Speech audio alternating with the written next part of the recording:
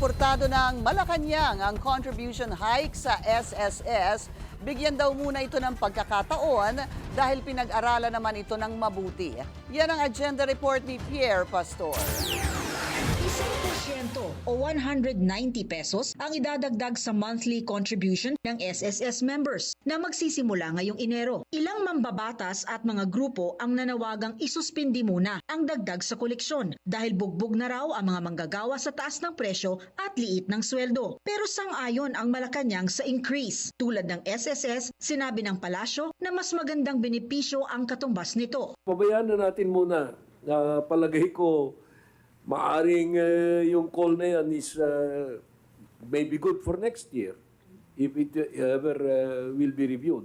But right now, matagal na nila pinag-aralan yan. In-announce nila long before that call was made.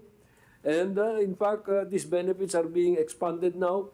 So why don't we just let that process continue and produce results that were predicted by actuarial studies. Ayon pa kay Bersamin, baka naman may ibang layunin ang ilan sa nananawagan ng pagsuspinde sa contribution hike. You must understand kung kanino galing yung call. Kandidato eh. Si Rolly Macasait, who used to be president of SSS. I don't know if that is part of his way of